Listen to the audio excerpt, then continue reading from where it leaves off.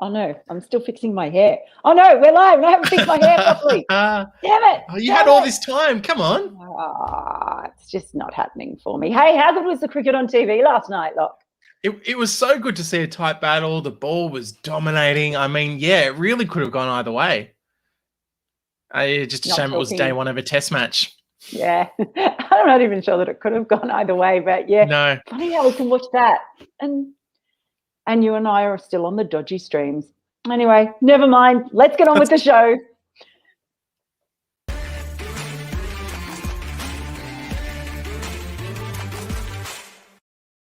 Hello, everyone, and welcome to Timed Out.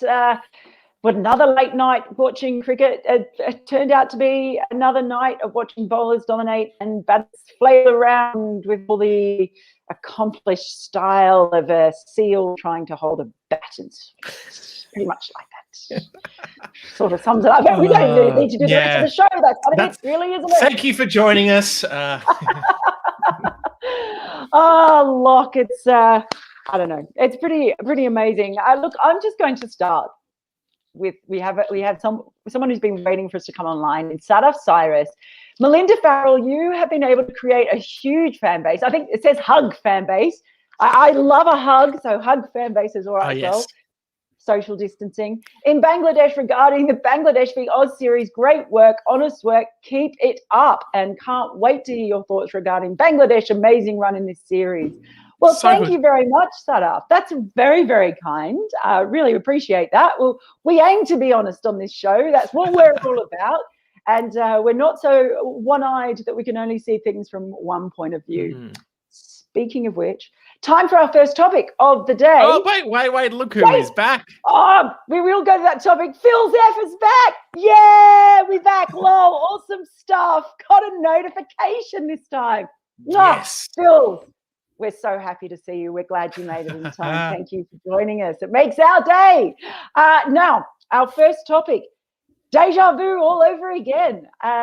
Look, I feel like not just this series, but this whole tour, it feels like we're coming back and talking about the same thing over and over again. I mean, sometimes there's a bit of a change, but yet again, I mean, Mitch Marsh even made the same score and then got out. But yet again, Australia really struggled to pick the bounce, to pick the length, to pick the slower balls. Obviously, you know, with the fizz on fire, we'll talk a bit about that later. But that's, again, playing for the turn when the turn's not there, you know, playing for the straight one when it turns, definitely not being able to pick the cutters and the slower balls from Mustafizur Rahman. It's just the same thing. Again, look, a bit of an improvement for Moses and Reed, let's say that, in the batting department.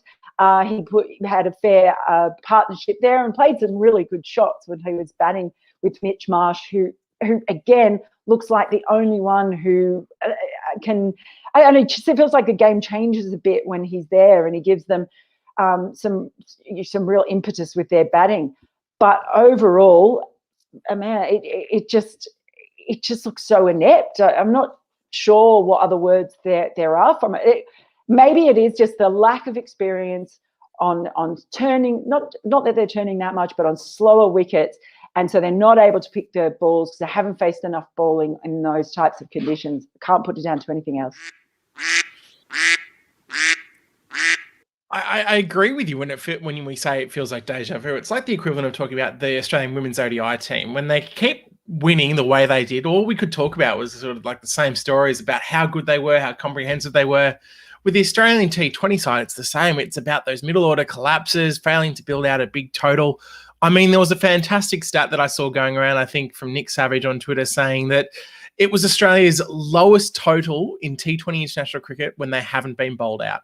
7 for 121. They have not scored lower when they haven't been bowled out. And that is obviously, it's a big concern heading into a World Cup that is going to be in similar conditions, but just let alone, even just looking past that, for an Australian team going to tour Bangladesh, you're wanting to post at least more than that, especially when you're winning the toss and batting first. I mean, it's just, it is a concern for this Australian side that they just aren't able to get the runs on the board. I mean, the dismissal that got me, Matthew Wade, I mean, where's the photo? Have we got the photo there? Look at that. Look at that. Just watching his stump cartwheel as he stands about 2 foot outside the off stump, and just he's helpless. He can't do it. And in the first game against Bangladesh, he was out in a similar way. He obviously wasn't bowled. He was caught at sort of a short, fine leg, but he just played a shot that he didn't need to play. And it's kind of just indicative of this T20 side at the moment, that when the going gets tough in the middle order, they're just, without having the patience to go, they're just not finding a way to get through it. And it's a big concern.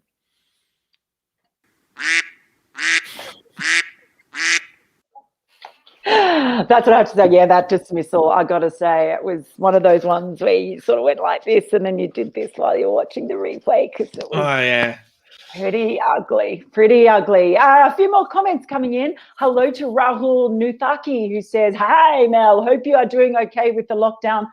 Rahul, I'm not actually locked down. I'm pretty lucky. Lockie is, though, so he needs all your love and support. Give Lockie some love and support. Follow him on Twitter.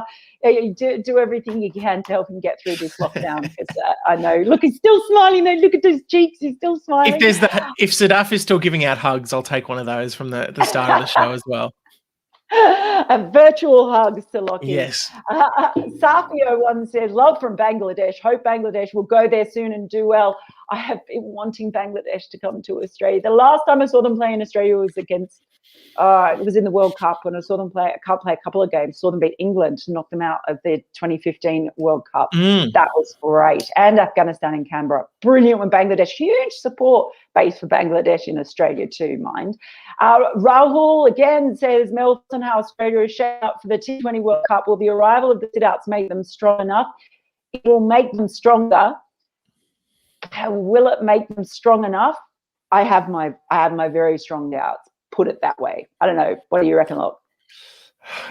Definitely stronger, because it's not going the other way with the addition of them, that's for sure. I mean, look, what we're kind of seeing in these tournaments is that, well, in this series in particular, is when the pitch is a bit sticky, which is a topic we're about to go into, and when the spin is having a large impact, really the game can kind of go either way, and it's going to benefit the teams who play spin well, but it's also just going to benefit the teams who take that momentum and really go on with the match. And if Australia can kind of find that right mindset with those players coming back in, it could change enough before the World Cup, but it's just hard to see without that confidence on the back of results that happening by October. It's not good preparation. It turns out that Rahul is in Brisbane and is locked down. Rahul, I hope you're going okay with lockdown. We're thinking of, I'm thinking of you, and Lockie is sharing your lockdown blues. So, yes. And the comment there from Ronaldo27, our good mate Ronaldo27, Lachlan, you are right. Time for Dan. Just end the comment there. We'll just do Lachlan. Are you right? That's all we need. There he is over your shoulder. I can see him there. Stark is expensive at death. He should bowl 2 up front and not return. Christian and Marsh with the spinners, and Hazlewood will make life tough for the Tigers. That's a perfectly legitimate shout. I'm still, I probably would like to see Dan Christian there instead of Moses and Reeks. I think, even though Moses batted better this time, but yeah, you're still on the Dan train. Lock. Yes, look, I'm not on the Dan train in terms of in expense of Mitchell Stark. I think Stark has actually been bowling very well sort of since the back end of the West Indies tour. And I think, as we're going to chat about a bit later, the Aussie bowlers have been quite good this tour of Bangladesh to start with. It's more been the top 6 in their team, top 6 or 7, who have been struggling a little bit. Certainly is. Well, let's get on with our next time's up topic. Clocks are ready, and do send us your questions in the live chat. I'm just getting a little prompt there. Number 2, Fizzing with Joy.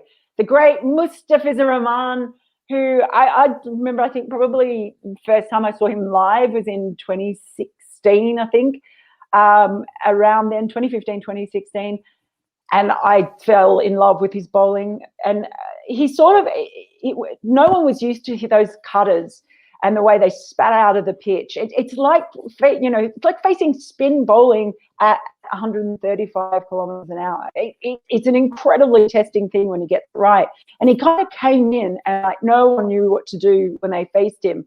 And then I think people got used to him, and he hasn't quite been, sort of went through a phase of a few years where he wasn't quite able to do the same thing. And I think in this series, whatever he's been working on, it looks like it's back, because seriously, those cutters, which have always been a thing of great beauty. I mean, you can have rainbows, you can have sunsets, but then you have the cutters of Mustafiz Rahman, and they were back and they were beautiful, and Australia just didn't know what to do. I mean, you talk about Matthew Wade, there are others as well. He took those 3 wickets, and that's hugely encouraging for Bangladesh, because yeah, they've got some, you know, really good spinners. Mahedi Hassan and Shakib Al Hassan did really well. There was sort of some range there, but then when you've got a bowler like the Fizz who can come in and not maybe bowling express pace, but you're getting that intense movement with his cutters, that's a great weapon to have. Well, like we brought up the Matthew Wade image a bit earlier, we've also got an image of Josh Philippe's dismissal here. I mean, it's just not the position you expect to be in as a right-handed batter, and it was just because of the almost the stickiness, I guess, of the wicket a little bit that held in it. But the cut of the ball, it took out the top of his leg stump in a dismissal that just no one was expecting. But you do kind of feel sorry a little bit for Felipe. He's kind of been a bit unlucky in terms of his dismissals across these 2 tours. But again, it's the sort of luck that you make yourself. But yeah, that was the wicket that stood out for me in particular, that I just was really impressed with how the Aussies didn't have an answer for it. And it wasn't the spin that we've been talking about this tour. It wasn't anything to do with that. It was just the impressive nature of them finding a right line and length that was troubling the Australian batters. And it's been a few times we've seen them caught down the leg side now as well, and just struggling to play off their pads in that sort of circumstance. I mean, obviously Felipe got out to Rahman, Matthew Wade got out to Rahman. They're the 2 that we've mentioned, but obviously Ashton Agar also fell for a golden duck. I mean, yeah, it's just a bit of a concern, I guess, for the Aussies, that not only has spin been troubling them, but when you've got a bowler who knows the conditions well and is managing to put variation into his sort of 6 balls each over, that they're struggling to deal with that and to find a solution.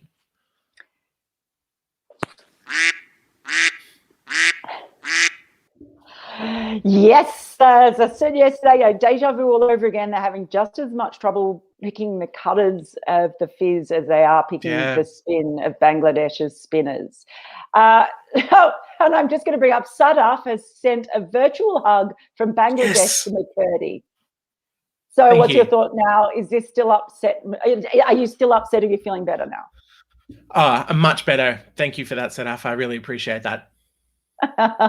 Also, a comment from Rahul. At this rate, will Marnus get a run in the World Cup? With Holmes gone, will Usman Khawaja finally get a go again?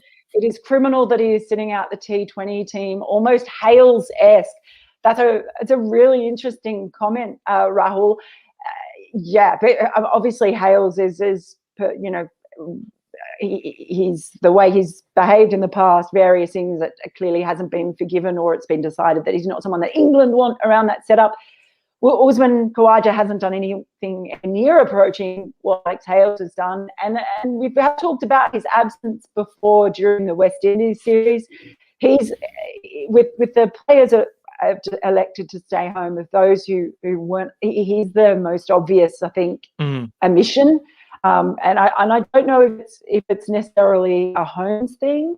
I don't know if it's just him or if there are other people within the Australian management who have made those decisions. But Usman for me is definitely one that I think it's a shame he hasn't been on this tour, because you know I think he plays spin better than a lot of the batters who are there.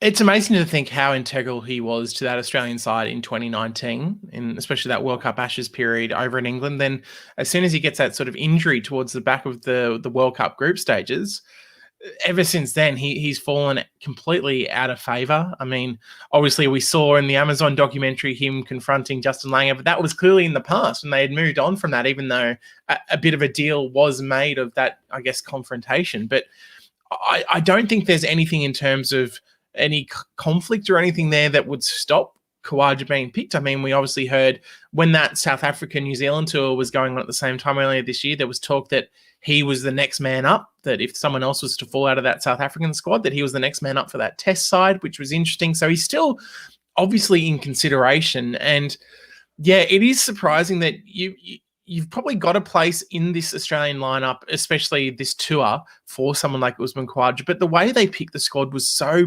bowling all-rounder heavy that, yeah, it was always going to be hard for him to get a look in when they kind of had 6 or 7 clear people they wanted to have a look at for this T20 World Cup. And if Usman wasn't one of those, it's kind of a concerning side for him. I'm waiting for the duck sound. Oh, no, there wasn't a duck sound. We weren't on a That wasn't a topic. No, we were just answering a question. Oh, like I've out. Do you want me to make one? I can do a Okay, let's bring up our next topic then. We really appreciate these comments that are coming in as well. It's really, really, really smart comments. It's great. Now, our next topic, bowlers shoulder the load. I'll let you go first. Thank you. Yeah, I did just want to talk about this a little bit because for the most part, I think the Australian bowlers would sit back after the first 2 games in Bangladesh and be pretty happy with their performance. To keep Bangladesh to 7 for 131 in the first match, that's a fantastic effort, I think. Obviously, these bowlers haven't bowled in Bangladesh for years, if ever, for some of them, really. So to really get that sort of momentum going early on and carry on from where they left off in the one days against the West Indies was really good to see. I thought Stark, Hazlewood have been a good opening pair, and I've really been impressed with AJ Tye. I thought he's shown that these sort of conditions are really useful to his sort of bowling style, and he can get a lot of purchase out of the pitch here. So it's really good to see AJ getting some success, and obviously Agar Zampa, I think they're almost close to locked into Australia's T20 team, their full strength T20 team. So if they can get some more experience this series, because I think that's the one big takeaway from Australia. If obviously 7 for 131 in the first game, and while they didn't have enough runs on the board to sort of force Bangladesh to only chase down 123 in the halfway through the 19th over, I think was a pretty outstanding effort, considering, yeah, they did not have the runs on the board to really go hard. So I've been really impressed with Agar and Zampa. I thought Stark, Hazlewood and Tye formed a good combo, and then Mitch Marsh, where needed, can chip in. So yeah, I think full credit to the Australian bowlers there.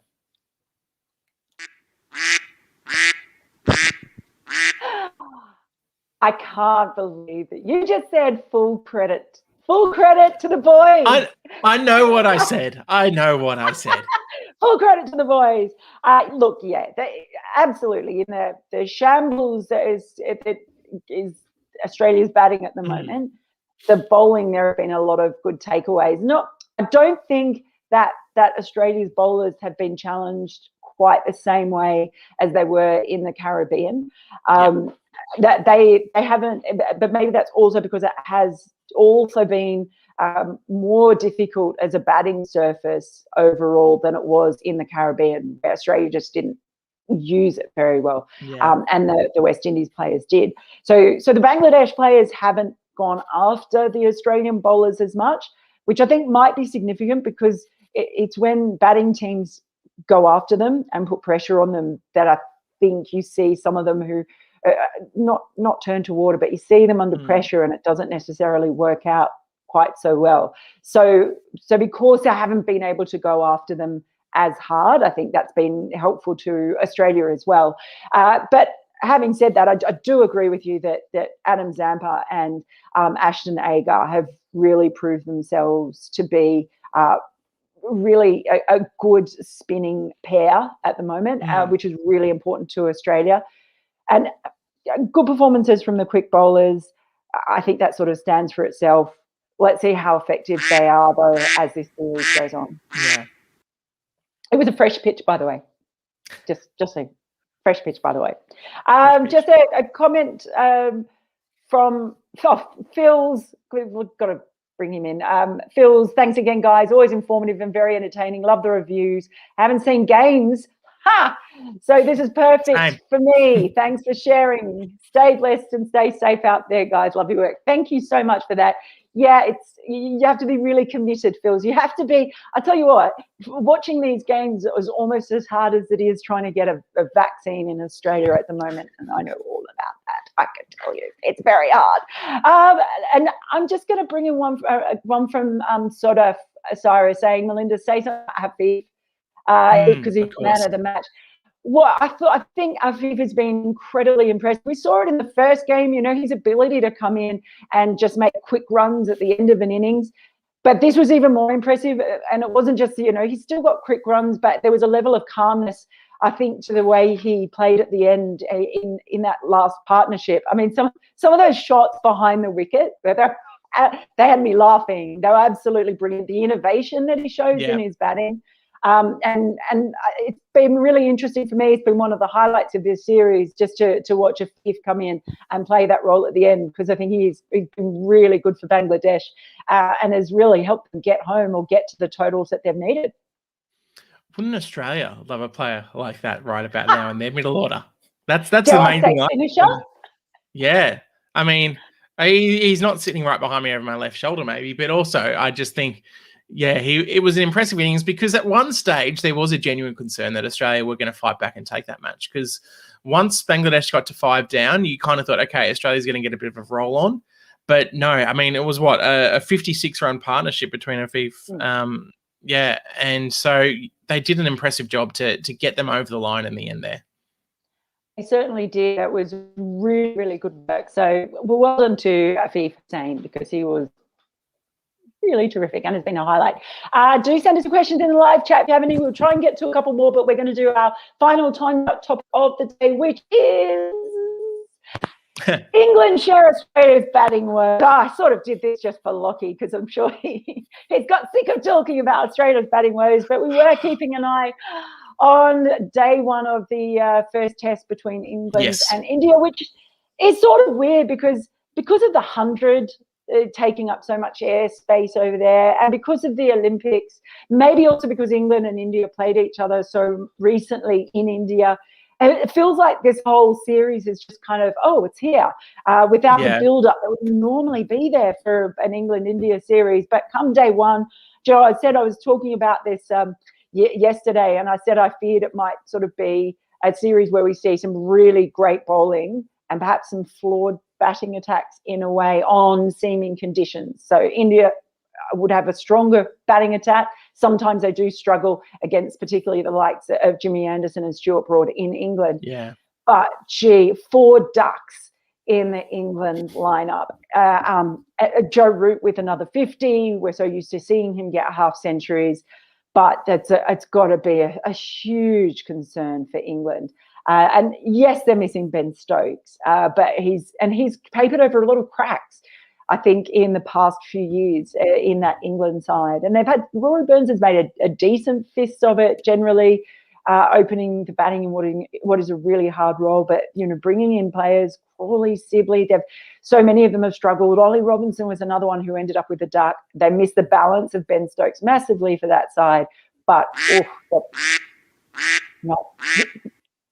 That was 4 ducks. Did you hear that? That was actually a tribute to England's batting. There were 4 duck sounds, 1 for each of England's batters.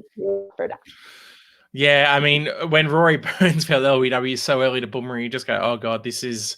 As an Aussie, you go, I remember this feeling. That wasn't that long ago. But also you just go, that's a huge concern for their batting lineup. Obviously, Joe Root, again, as you mentioned, did well getting that 64, but I just want to give a special shout out to Shardul Thakur. I mean, that ball to get Root was, he even turned around straight away and went, I shouldn't review that, should I? He knew he was plumb. So I thought he was impressive in essentially as the 4th seamer to kind of get that big wicket. Even though Bulmer and Shami finished with the better figures, I was really impressed with Shardul Thakur and what he was able to do against that England batting lineup.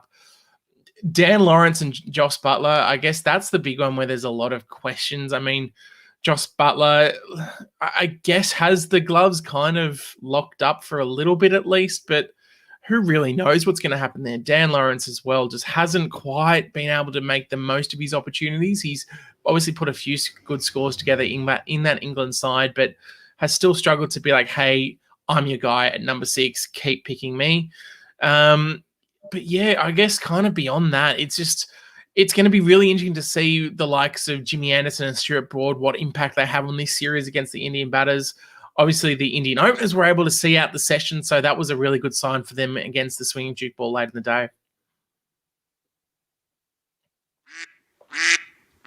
3, 4, 5, 6. Oh my God! Is that a prediction? That's a prediction. 6 ducks in the Indian innings. That's we don't make the rules. Yeah. Oh dear. No, it is that the great thing about Shardul Thakur, just to follow on, he and Siraj bowling in this match, they got their chance in Australia and they're really hungry. And they got the way that they stood up, they've carried that on in here. India's bowling attack is amazing. And one sure sign that their bowling attack is so strong and so varied at the moment is that they went into this test without Ravichandran Ashwin. Yeah, yes. Just saying. So just a couple more comments before we go. Rahul, thoughts on the level of the BBL? No run machine BBL player has made an impact at the international level. Lynn, Philippe, McDermott, anyone? I feel there is a clear golf in standard. I agree with you. I don't. I was talking about this with someone today. You play in the IPL, and I think that's a great sort of indication of the intensity of international cricket because there is so much pressure and attention on it. BBL is good fun. I think you're right though. The gap we see between international cricket and BBL is huge, and also just because Australia hasn't taken international T20 seriously anyway. They haven't focused on a squad and developed a squad and played enough matches. I think it just shows. You can't just show up suddenly, throw some players on the field and think that it's going to be okay. So I think that's, a reason that they do find it difficult to step up. I think someone like a Josh Philippe, I really hope they persist with him. I think obviously he was the highest run scorer in the BBL last season, and he's only going to get better from this experience. Obviously, he's had the Kiwi series, he's had the West Indies series, and now he's here in Bangladesh, and he's likely to play all 5 games purely because they don't have many other batters in their squad. So it's going to be really good for him. And for someone like him, getting that opportunity to go to Bangalore last year as part of the IPL, I think last season was really important. And it'll be interesting to see whether he goes back again at the end of this year after being involved in this tour. So that'll be interesting. But having that sort of experience on a world stage, I think will do someone like him the world of good. The interesting name that, of course, you mentioned there, we talked about England's Alex Hales, is kind of Australia's version, Chris Lynn. I mean, I feel like he obviously had a much improved BBL 10 last year. He was, I think, the Heat's leading run scorer and was in the top 5 for the comp with less games. So he looked back to some of his best form. But again, just you don't see a way for him back in this T20 side. And I feel like he's almost resigned to that as well. But obviously he stepped down as Brisbane Heat captain. Maybe if he focuses on his batting a bit, he could kind of force the selector's hand. So that will be a very interesting one. Yeah, it's a really good point. They certainly have to decide on what their squad is and plan for a T20 World Cup long term and get the players. So that's a good shout about Philippe. And just quickly before we go, Najmul Islam, your prediction for the series, do you think the Aussies can come back and make it 2-3 under these conditions? I don't like making predictions. They're a real mugs game. But put it this way, I suspect it will be hard for them to suddenly learn how to pick the spinners better and how to pick the cutters of Mustafa Razam and Mustafa. I can't believe I just said that. The fears. If they can't suddenly learn how to pick all those balls of those players better, I think Bangladesh is going to win this series. There you go. Well, it would be hugely concerning because that would be 3 away T20 series lost in a row for Australia. They obviously lost 3-2 in New Zealand. They lost 4-1 in the West Indies. They lose one more game here, and that's 3 in a row. And that is a very unwanted record for a side that was really pushing for a T20 World Cup championship, I guess, last year before it was rescheduled. That is not the form you want leading into a tournament that you've never won before. It's all doom and gloom, but who cares? Because I'm mostly just pleased for Bangladesh. They've been brilliant. Yes. It's been really entertaining to watch. So, and thanks for all of you Bangladesh fans for coming on and joining us. We really appreciate that as well. So do give us a like and subscribe to the channel. We'll be back with a lot more cricket. Thank you for all of you who left comments and sent us hugs, particularly hugs for Lockie because he needs them. Poor Lockie, I can't reach through. And keep logged on to Sporting News Australia for lots of great content. Lockie's all over the Olympics still at the moment while watching cricket. He's an amazing fellow. And we will see you back here very soon for another edition of Timed Out.